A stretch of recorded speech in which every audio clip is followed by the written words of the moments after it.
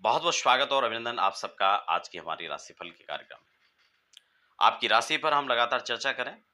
इससे पहले हम इस बात को समझ लेते हैं कि वर्ष पर्यंत आपके जन्म कुंडली यानी आपकी राशि के आधार से आपकी जो एक चार्ट आपका तैयार होता है, उसके अनुसार देवगुरु कहाँ बैठेंगे और कैसे प्रभाव को देने का काम करेंगे। मई 2024 से और मई 2025 तक पूरे वर्ष भर में किस प्रकार की संभावनाएं आ सकती हैं, किन प्रकार से आपको सावधानियां बरतनी होंगी और क्या ऐसा महा उपाय करना होगा, उसकी भी हम अंत में चर्चा करेंगे, जो आपके लिए हर तरह से उन्नति कारक सिद्ध हो।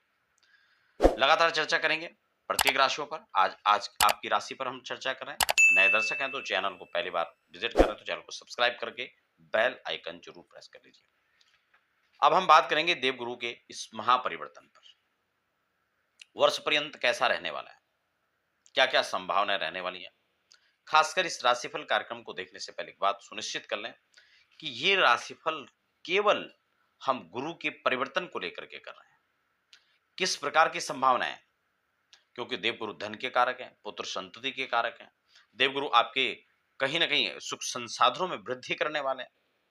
तो क्या संभावना रहेगी जो जिनके लगातार लाइफ में स्ट्रगल चल रहा है, जो शिक्षा को लेकर के, दाम्पत्य जीवन को लेकर के है, घर गृहस्थी को लेकर के, या फिर तमाम आप प्रॉपर्टी को लेकर के हैं, आप उसमें जुटाना चाह रहे हैं, मकान की बात है, वाहन की बात है, लेकिन संयोग नहीं बन पा रहे थे।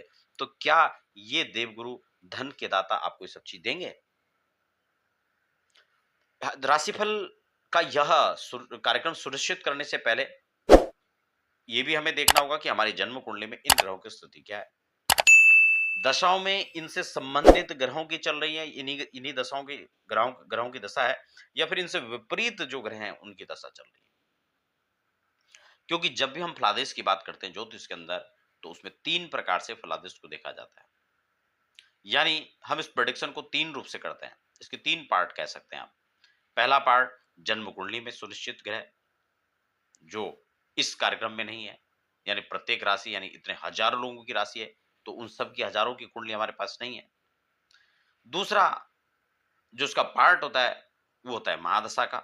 अब वो भी उसी के आधार पर निश्चित होगा कि आपकी दशा क्या चल रही है, तो वो भी हमारे पास नहीं है। और तीसरा होता है गोचर का। तो हम जो बात कर रहे हैं उसी प्रोडिक्शन के तीसरे पार्ट पर यानी गोचर पर चर्चा कर रहे हैं। आज इस राशि के क्रम में हम कन्या की बात करेंगे और कन्या राशि के लिए यह गोचर आपके कुंडली के भाव से यानी आपकी राशि की कुंडली के भाव से आपके नवम भाव पर होगा। खासकर ये शुक्र की राशि पर होगा, इसलिए शुक्र की राशि से संबंधित आपकी राशि है, या फिर देवगुरु की राशियों से संबंधित आपकी राशि है, यानी तुला राशि है, वृष राशि है, या फिर धनु राशि है, या मीन राशि है, या फिर आपके शुक्र या बृहस्पति की दशाएं चल रही हैं, तो वो लोग विशेषकर इससे प्रभावित होंगे।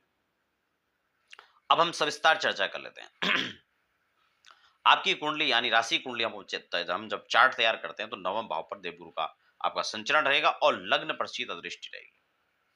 जो लोग कहीं ना कहीं स्वास्थ्य की समस्याओं से जूझ रहे थे, समाधान नहीं मिल पा रहा था, हेल्थ इश्यूज आपको परेशान कर रहे थे, तो आप ये समझ सकते हैं कि देवगुरु की अमृतमय दृष्टि आपको इससे उभारने का काम करेगी। नया जोश, नया ऊर्जा, नया आभास, नई संचेतना यहाँ पर नजर आएंगी। कुछ नया करने के लिए आप लगातार प्रयास करेंगे और आप उनमें सफल भी हो पाएंगे। तो ये बहुत अच्छा संकेत है। खासकर आपकी राशि से देखा जाए तो आपका जो इसकी सप्तम दृष्टि रहने वाली है वो आपका 5, 6, 7 यानी तृतीय भाव पर, और ये भाव आपके परिश्रम का है, ये भाव आपकी मेहनत का है। अब जीवन में हर व्यक्ति आगे बढ़ता है, आगे बढ़ने के लिए मेहनत करता है, लेकिन मेहनत करने के बावजूद कितने लोग उसमें सफल हो पाते हैं, ये एक बहुत महत्वपूर्ण विषय है।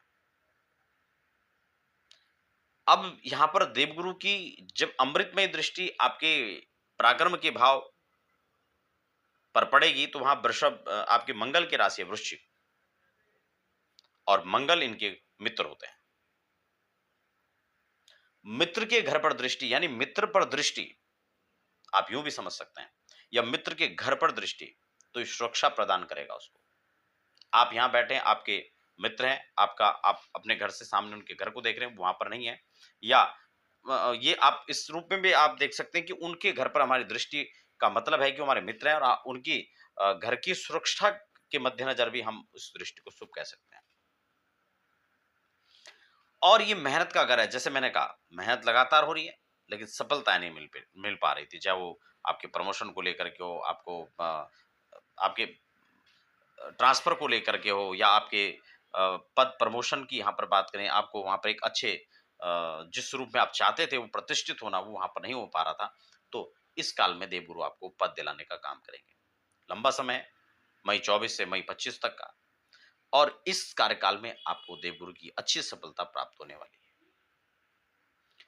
मेहनत तो बढ़ेगी, लेकिन मेहनत के साथ रहमत भी होगी। तो इसलिए ये बहुत अच्छा एक आपके सामने एक समय उपस्थित हो रहा है, और 7वीं दृष्टि आपकी पंचम भाव पर पड़ेगी। 5वां घर आपकी संतति का है। प्रथम दृष्टि हम देखें उसको आपकी शिक्षा का है। जो बच्चे पढ़ रहे हैं, शिक्षा ले रहे हैं, उनके लिए बहुत अच्छा है। हायर एजुकेशन के लिए बहुत अच्छा है। जिनके बच्चे पढ़ चुके हैं, पढ़ रहे थे, अब नौकरी की तलाश कर रहे थे, तो उनके बच्चों की तरफ से उनको कुछ नई खुशखबरी प्राप्त हो सकती है। उनके लिए, उनकी नौकरी के लिए कोई अच्छा एक समय इसको कह सकते हैं। तो ये कुल मिलाकर के उनके लिए अच्छा संदेश, अच्छा संभावनाओं को प्रकट करता हुआ नजर आ रहा है। 5वां भाव आपके धन को भी यहाँ पर रिप्रेजेंट कर रहा है ये, क्योंकि धन के कारक आपके 5वें को देखेंगे।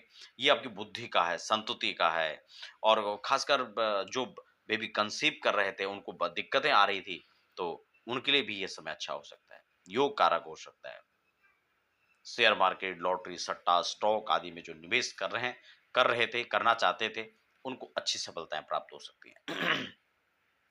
मल्टीपल तरीके से धन अलग अलग तरीके से और अलग अलग संभावनाओं में यहां पर प्रकट होगा। तो कुल मिलाकर के जो कन्या राशि के गोचर काल का समय वो बृहस्पति का अच्छा है। महा उपाय की बात कर लेते हैं, क्या आपको करना है। देवगुरु के परिवर्तन पर अगर आप चाहते हैं कि आप बहुत अच्छा रिजल्ट, अच्छा प्रभाव आपको मिले, तो बृहस्पतिवार के दिन आप नहाने धोने, कपड़े धोने में आप साबुन शैम्पू अवॉइड कीजिए। जो कपड़े आप पहन रहे हैं रेगुलरली, हो सके तो इसमें पीत परिधान आप सम्मिलित करें। पीले कपड़ों को आप जो है इस काल में थोड़ा बढ़ा सकते हैं। आप शर्ट आप उस कलर की थोड़ा सा पहन सकते हैं। माता बहनों के लिए तो वैसे भी ये कपड़ा वैसे भी शुभ होता है, आप उसको उस रूप में भी देख सकते हैं। और आप जो है 5 मुखी या 7 मुखी रुद्राक्ष धारण कीजिए, क्योंकि मैं रत्न सलाह इसलिए भी धारण करने की सलाह नहीं देता हूं, क्योंकि रत्न आपको अपनी कुंडली के अकॉर्डिंग उसका पूरा अध्ययन करने के बाद आपको धारण करना चाहिए। लेकिन रुद्राक्ष के अनेक फायदे हैं, इसलिए आप उसको धारण कर सकते हैं। तो ये माया उपाय था। फिलहाल हमें दीजिए इजाजत।